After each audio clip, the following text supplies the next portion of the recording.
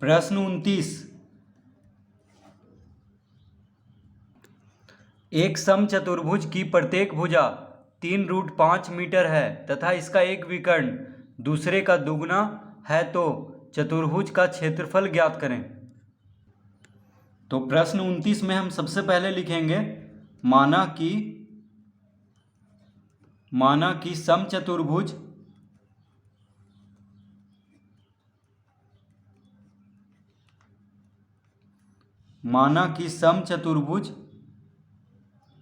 का एक विकर्ण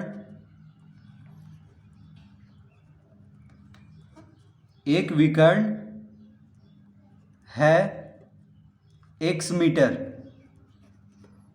और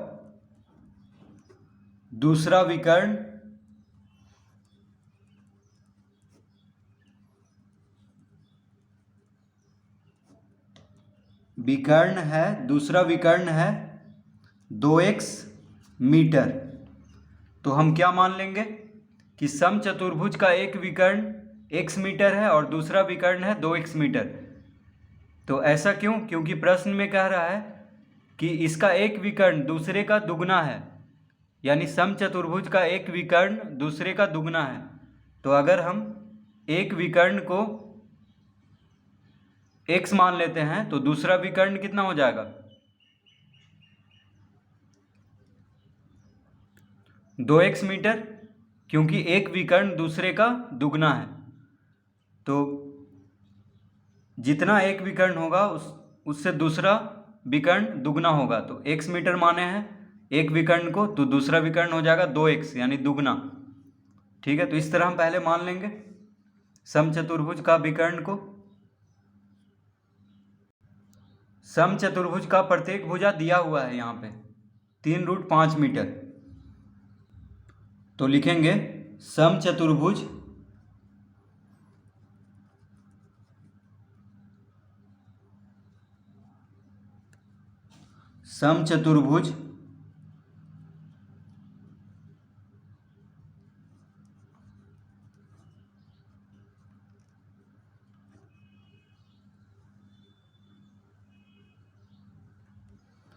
समचतुर्भुज की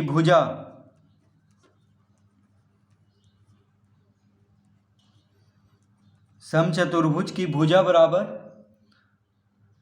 तो समचतुर्भुज की भुजा निकालने का सूत्र क्या होता है? अगर विकर्ण दिया हो तो 1/2 गुना अंडर रूट d1 का वर्ग जोड़ d2 का वर्ग। तो समचतुर्भुज की भुजा निकालने का सूत्र होता है 1/2 गुना अंडर रूट d1 का वर्ग जोड़ d2 का वर्ग। तो जब विकर्ण दिया हो, दोनों विकर्ण दिया हो, तो हम आसानी से समचतुर्भुज का भुजा निकाल सकते हैं। तो d1 d2 क्या है? d1 d2 समचतुर्भुज का विकर्णों का लंबाई है। d1 हो गया पहला विकर्ण, d2 हो गया दूसरा विकर्ण। ठीक है, तो यहाँ पे हम d1 के जगह पे x रखेंगे, d2 के जगह पे क्या रखेंगे? 2x रखेंगे, क्योंकि एक विकर्ण को x माने हैं और दूसरा विकर्ण को 2x। तो d1 d2 यहाँ पे विकर्णों का लंबाई है, तो d1 के जगह पे क्या रखेंगे? x, और d2 के जगह पे 2x रखेंगे। इस तरह से लिख लेंगे। अतः अब समचतुर्भुज की भुजा दिया हुआ है। देखिए प्रश्न में, देखिए समचतुर्भुज की प्रत्येक भुजा कितना दिया हुआ है? 3√5 मीटर। कितना दिया हुआ है? 3√5 मीटर। तो 3√5 बराबर हो जाएगा 1/2 गुना अंडर रूट d1 के जगह पे क्या रखेंगे? d1 d2 विकर्णों का लंबाई है, तो d1 के जगह पे x रखेंगे और d2 के जगह पे 2x। तो d1 के जगह पे x रखेंगे तो d1 का वर्ग यानी x का वर्ग जोड़ d2 का वर्ग यानी 2x का वर्ग। देखिए d1 का वर्ग यानी x का वर्ग, d2 का वर्ग, तो d2 की जगह पे 2x रखें तो 2x का वर्ग हो जाएगा। तो समचतुर्भुज की भुजा दिया हुआ है, समचतुर्भुज की भुजा कितना दिया हुआ है 3√5 मीटर, और एक विकर्ण दूसरे का दुगना है तो उसको हम मान लिए हैं x के रूप में। तो इस तरह अब हम इसको हल करेंगे तो दोनों विकर्ण ज्ञात हो जाएगा, उसके बाद हम इसका क्षेत्रफल ज्ञात कर लेंगे। तो हो जाएगा 3√5 बराबर 1/2 गुना अंडर रूट x का वर्ग जोड़, अब 2x का वर्ग है, देखिए 2x पे पूरा पे वर्ग है तो 2 का वर्ग 4 हो जाएगा, और x का वर्ग 4x²।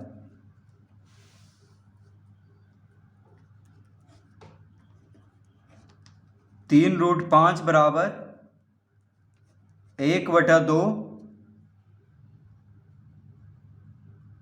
गुना अंडर रूट, अब x² प्लस 4x² हो गया, देखिए 2x का वर्ग क्या हो जाएगा 4x², 2 का वर्ग 4 और x का वर्ग इस तरह लिख लेंगे 4x²। तो x² प्लस 4x² हो जाएगा 5x², 5x²। ये दोनों को जोड़ देंगे तो 4 1 5 यानी 5x² हो जाएगा।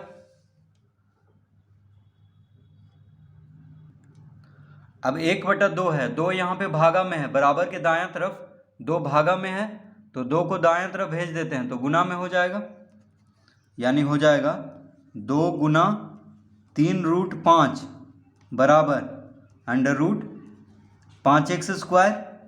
इस तरह हम इसको लिख सकते हैं 2 गुना 3√5 बराबर अंडर रूट 5x²। अब इसको गुना कर लेंगे तो 3 दूना 6√5 बराबर हो जाएगा अंडर रूट 5x²। इस तरह से देखिए ये दोनों गुना हो जाएगा, 3 दूना 6√5 हो जाएगा, 2 गुना 3√5 कितना हो जाएगा 6√5, 3 और 2 गुना हो जाएगा, तो इस तरह लिख लेंगे। अब हम इसको लिख सकते हैं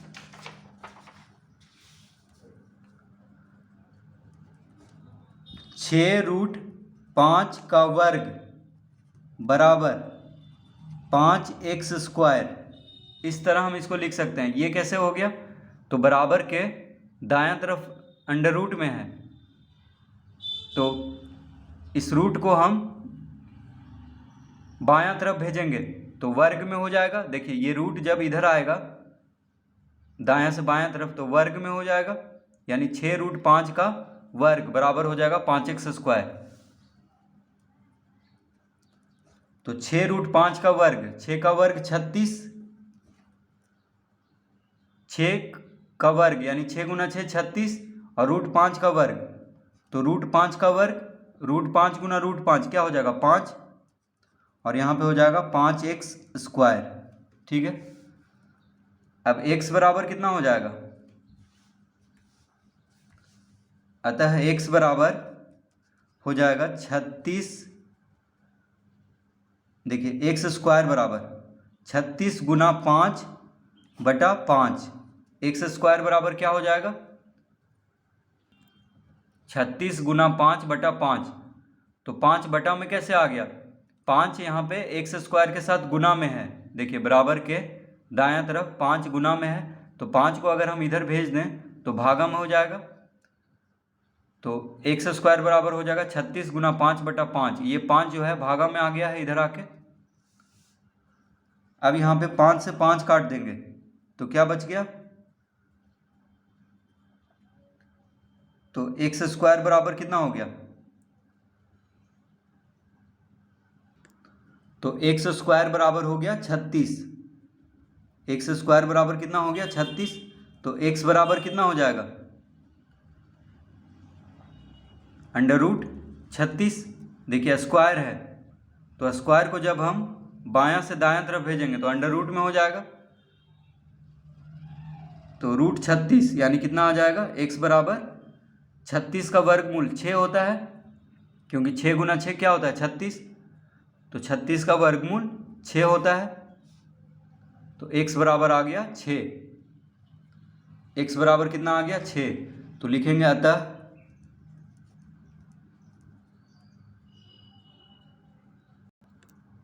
अतः समचतुर्भुज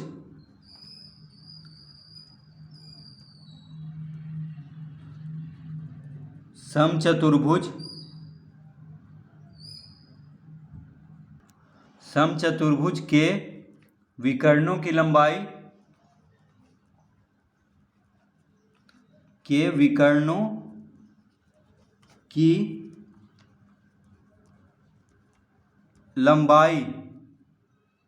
बराबर कितना आ गया? तो एक सम माने थे। समचतुर्भुज के एक विकर्ण को कितना माने थे? देखिए, समचतुर्भुज का एक विकर्ण को x माने थे और दूसरा विकर्ण को 2x। तो x का मान आ चुका है कितना? 6 आ चुका है। तो समचतुर्भुज के विकर्णों की लंबाई हो जाएगा 6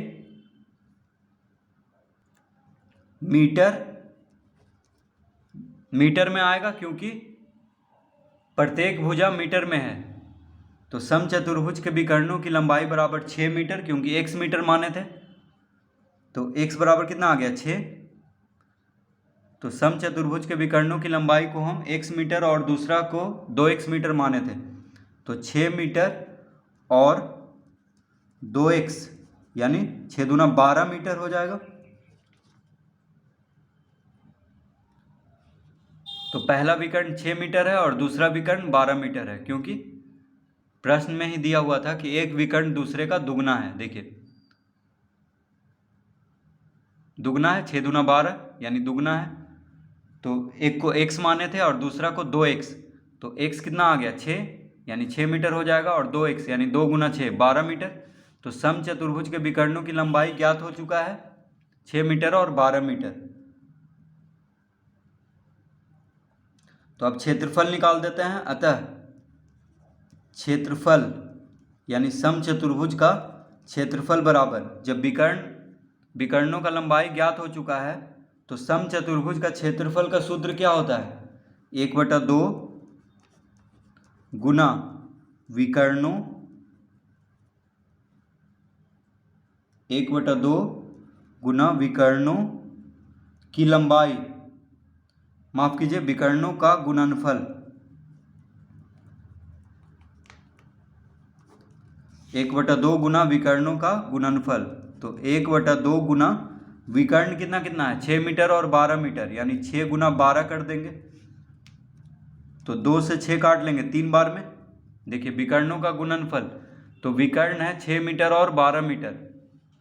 तो 1/2 गुना 6 गुना 12, तो 2 तिया 6 कट जाएगा, 12 तिया 12 का 12, 12 दूना 24, 12 तिया 36, यानी 36 वर्ग मीटर। तो समचतुर्भुज का क्षेत्रफल बराबर कितना हो जाएगा? 36 वर्ग मीटर। तो इस तरह से हम इसको हल करेंगे। तो पहले हम दोनों विकर्णों का लंबाई ज्ञात कर लेंगे, उसके बाद क्षेत्रफल समचतुर्भुज का ज्ञात कर लेंगे।